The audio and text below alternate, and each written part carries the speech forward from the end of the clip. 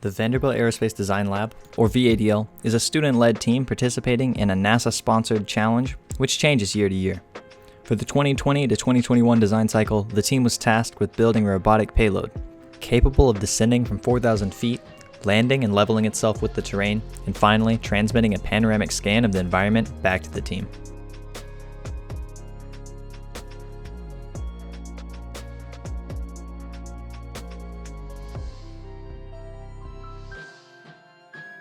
The solution arrived at by our team to accomplish these goals was with the intent of maximizing chance of success across a variety of possible conditions. It features a spring-loaded parachute retainment and detachment system, an imaging system capable of taking and transmitting panoramic scans of the environment, a multi-sensored ground detection system comprised of a light detection circuit, LiDAR distance finder, and 9-axis IMU, used to ensure parachute attachment occurs at the optimal time. Finally, the lander has 4 actuated legs, which provide up to 12 Newton-meters of torque each and work together with the leveling algorithm to autonomously adjust the orientation of the lander to be within 5 degrees of the vertical. Powering all of these systems is a custom 8-cell lithium-ion battery pack designed to provide the power required to drive the reorientation procedure, as well as the lander's controls and computational electronics. In total, this power solution holds over 120 watt-hours of energy and is capable of providing up to a constant 30 amps of current.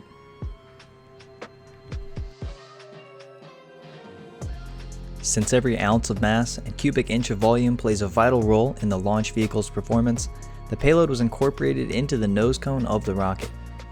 This dually serves as an easy detachment point for the mid-air jettison procedure.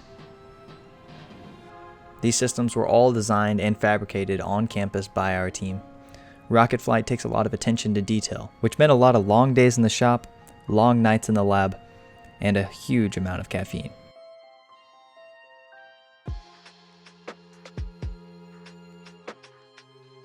When working on a project with as fast of a timeline as this, it was vital to divide systems into subsystems and further into the most basic mechanisms held together by defined interfaces. From there, these components could be designed in parallel, tested on, improved and verified, and only then later integrated into other systems. Our team has done a lot of testing and rapid prototyping over the year. Here's a brief overview of our progression of landers, starting with our very first prototype, made of scrap wood and some salvaged springs with the intent to gain intuition for the landing footprint our initial designs were aiming at. Self-locking legs, basic leveling algorithms, and varied nose cone geometries are just some of the other things our prototypes analyzed.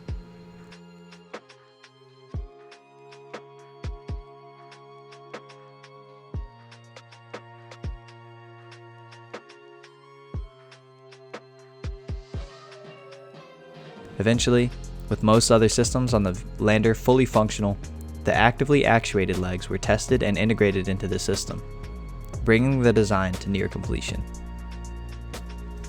The team built test stands when applicable, or utilized existing machines and facilities such as the load frame and shock tubes in Olin and Featheringgill Hall.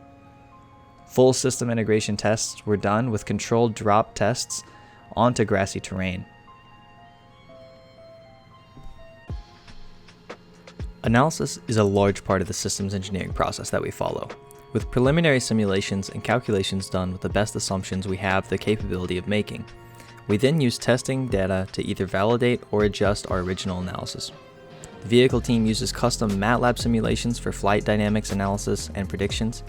FEA is used to approximate the performance of structural parts on our payload and rocket, and then validated with load frame tests, while circuit design is doubly checked with SPICE simulations. Our project timeline is mainly organized in terms of Gantt charts. This has allowed us to track dependencies throughout the project timeline and adjust throughout the year. Our bill of materials was budgeted by ensuring that the project would not be jeopardized monetarily in the worst case scenario, such as a catastrophic launch failure that destroys all work and components on the launch pad.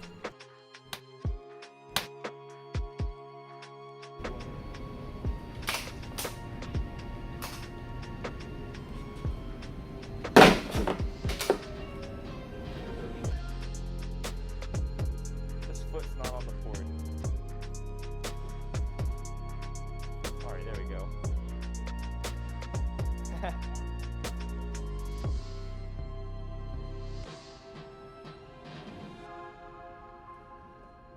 Nice.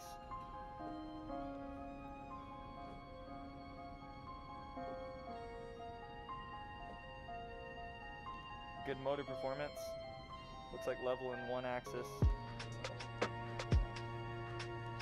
Looks like level in both axes. Sweet.